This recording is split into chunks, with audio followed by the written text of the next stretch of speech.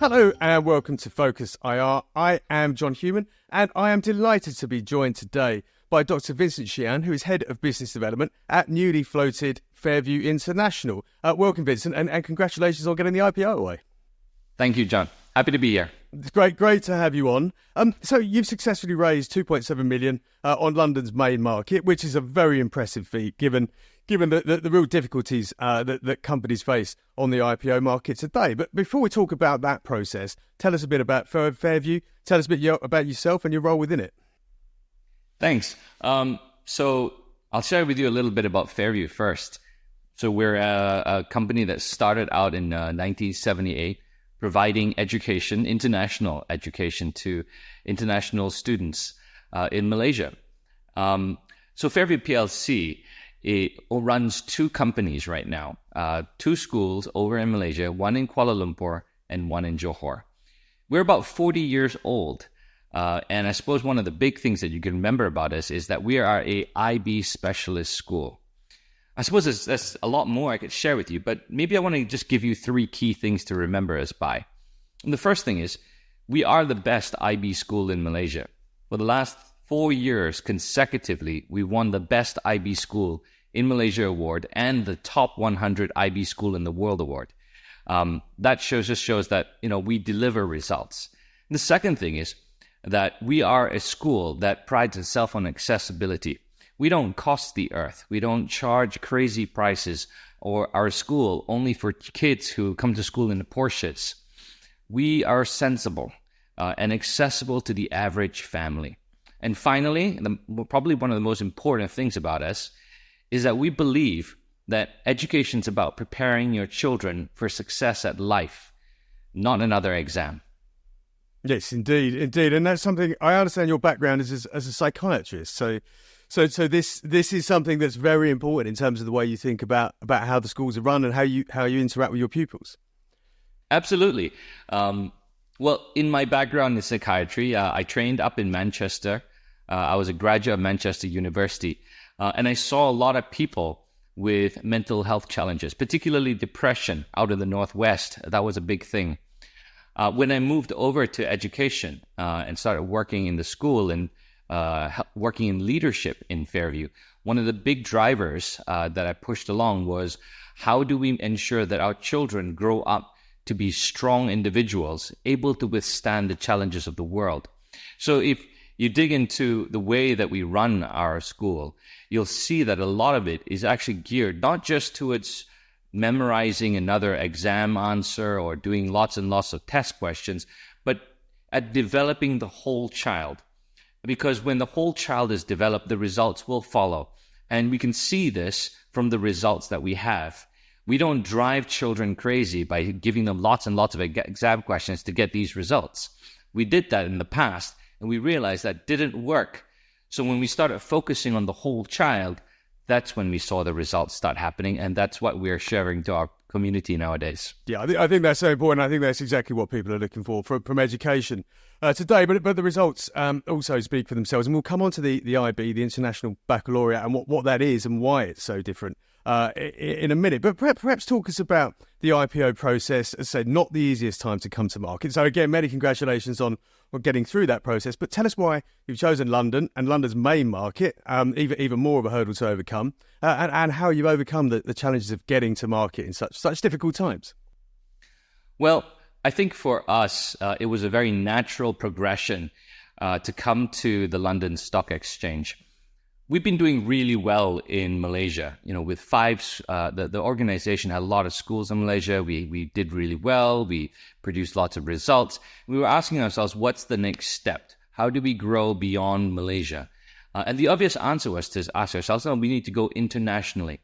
And of course, the next question is, where do we base ourselves? Where is the best place to position ourselves? And well, the UK has among the best educational brands in the world.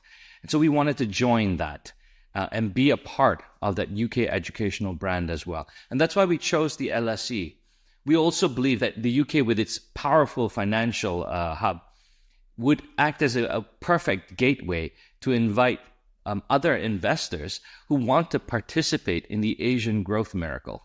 So the Asian international schools are growing at a exponential rate. But there's a lot of people here who can't participate in that. And so that's what we're going to be here to offer. The process of conducting the IPO was pretty straightforward for us because we have a pretty solid background. Our results are solid. Our financials are very solid as well. And so it wasn't that much difficulty, maybe just going through the crossing the T's and dotting the I's. Yeah, indeed. Indeed. And as you say, there's a very strong financials behind the group.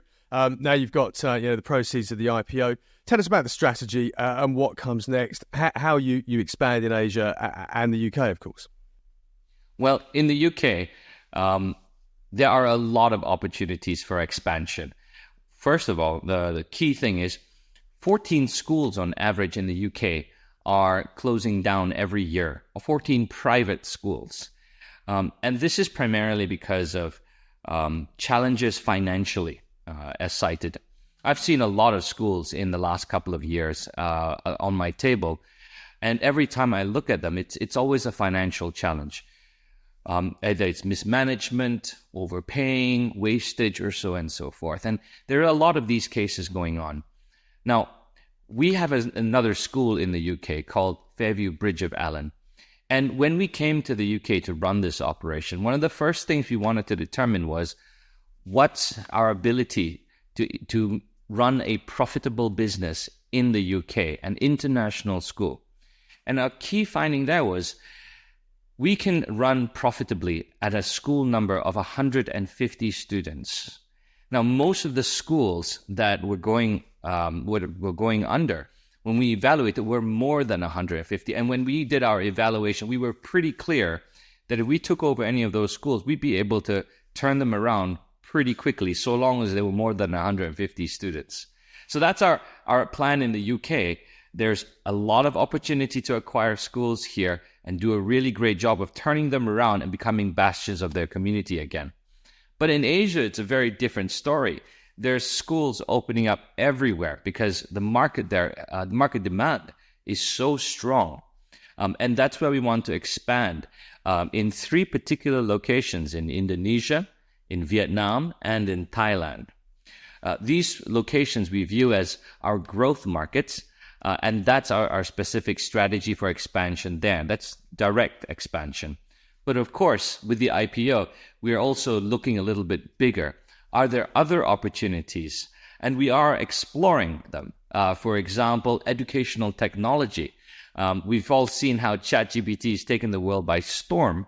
Is there room for us to explore, say, your own personal Jarvis, a school tutor?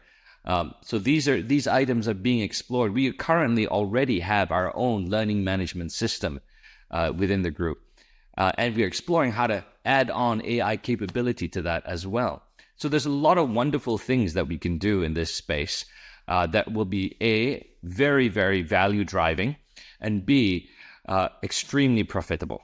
Yeah, absolutely. Tech-enabled education. And I guess that comes from the sort of deep experience that you have within the group already that enables you to develop these type of systems. Absolutely. I've been in the group since 2009, starting from being a regular teacher all the way to where I am right now. I run the business development for the group. But I think that my experience on the ground teaching children in a classroom really gave me the good insight that's necessary. See, there's a lot of people around the world and in Asia as well who open an international school with great noble intentions, but they don't understand the dynamics of what actually happens inside a classroom. With the experience that I have inside the classroom and the power of the Fairview International School Group, we can easily help a lot of these guys out. I mean, let's talk about what happens in the classroom because, as you've already mentioned, the focus of Fairview is the International Baccalaureate. That's a bit different to what's generally taught in the UK. Tell us about the IB and why this is such a great qualification and a clear differentiator for the company. Sure thing. The IB is one of my favorite topics. You know, when we first started out, Fairview was not an IB school. We were an IGCSE school. We did things the traditional way up until 2009. we were actually one of the best in the country, producing 13, 14 A's regularly in Asia. And that gave us a lot of reputational power in Malaysia. In 2009, I still remember the wonderful story. Our chairman met one of our brightest students who got 14 A's, A stars in his O-levels. And when he spoke to the guy, realized that this student didn't know how to do very much apart from memorize and read out of a book. He had very little social skills, conversational skills, and knew very little about the world. And that was such a sad thing to see. And understanding that, we realized that we were making a big mistake, that we weren't training kids to be successful at life.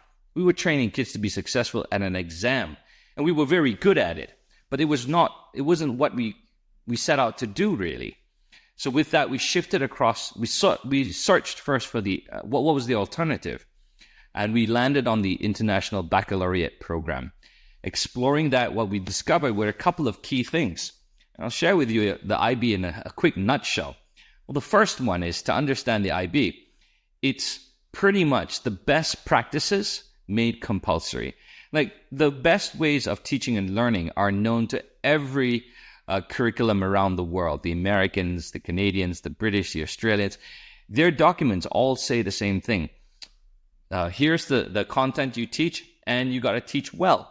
The only difference between them and the IB is that the IB has very stringent controls about whether you teach well. If you do not implement these pedagogies, these correct ways of teaching, the IB will take away your license. And that means that schools that carry the IB logo essentially communicate a message to their parents.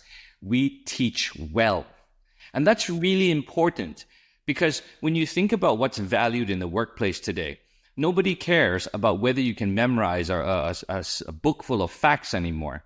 Because we have ChatGPT, we've got Google, we've got Wikipedia, we've got computers to do that kind of thing.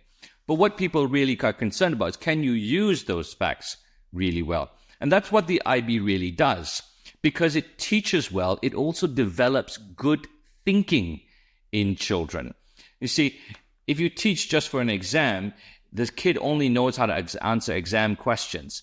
But if you teach for a child to be able to think critically, and by thinking critically, I'm specifically referring to things like to evaluate, to offer a solution, to compare and contrast, these critical thinking abilities, then your child becomes very, very different. He becomes very valued by the workforce.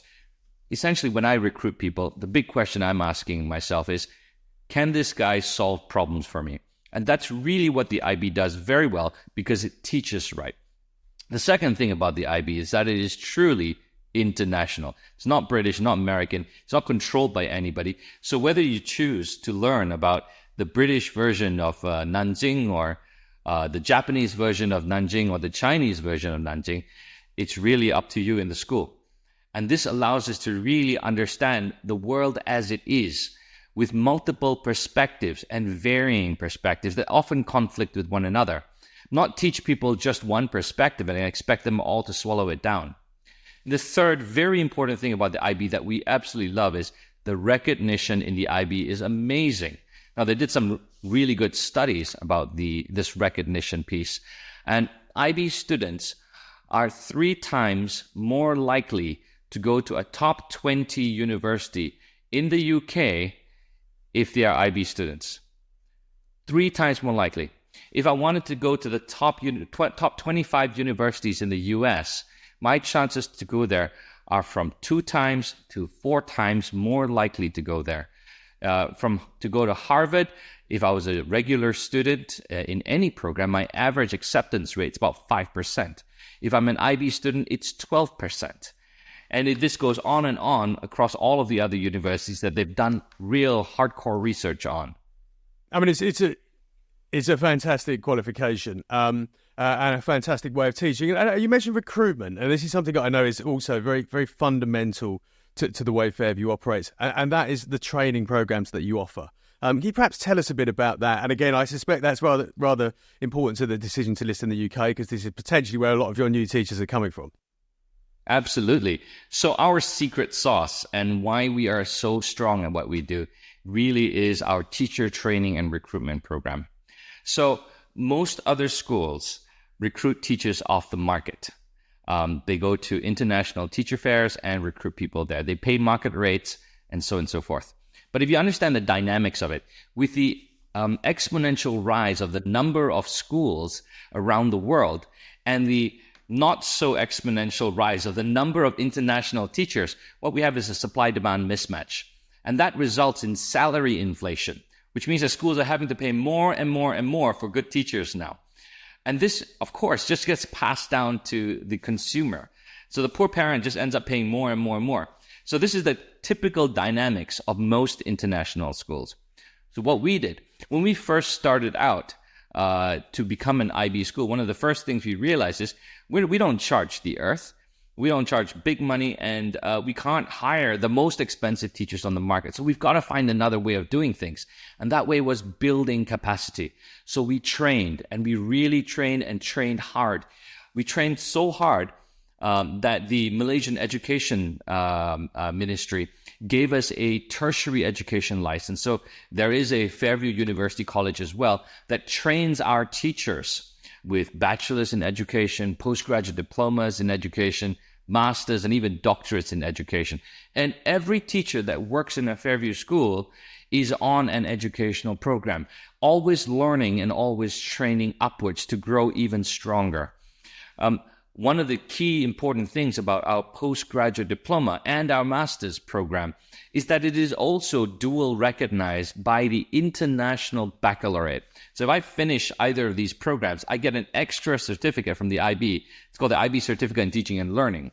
And that basically is a recognition from the IB that your course, the one that you went for, is aligned to the IB standards. What does this mean?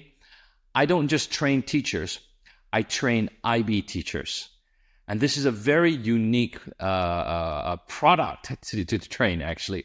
Because if you think local teachers are paid not very well, and international school teachers are paid really well, IB teachers get about 20% more than international school teachers across the world. So we train to that level, and we produce a lot. And as a result of that, we can control our talent management system so much more precisely than most other schools who are solely dependent on parachuting in talent.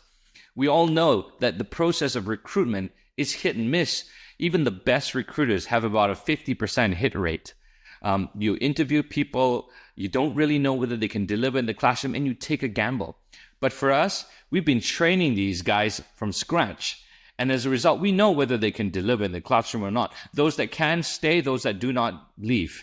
And so we can control our quality a lot better than most schools can. Yeah, and I guess taking that full circle, building that level of expertise within Fairview, then feeds into the sort of educational research and development you're doing, that feeds into the intellectual property that you have that helps you create these other products that you can potentially leverage.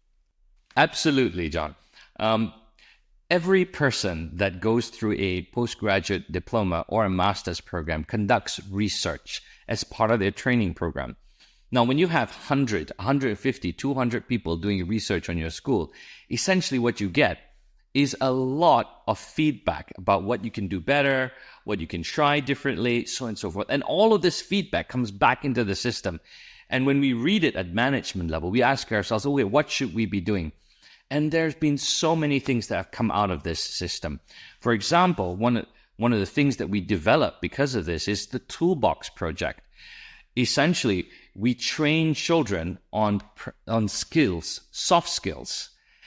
Every school will say that, they train kids with skills. But the question is, if you scratch beneath the surface, how do they actually do it? If you go to any random school and say, well, do you train your kids with presentation skills? The answer is usually, yeah, of course we do. But if you scratch beneath the surface and then ask them, well, how do you do it? Most of the time their answer is, well, we just tell them, go present. And after you've presented 100 times, somehow magically you're going to get the skill of presenting. Well, that's really interesting. I play badminton, and I know that I'll never beat a guy that's been coached. And the reason for that is there's a theory behind a lot of things. Theory is just what mistakes other people have made before me written down. That's all it is.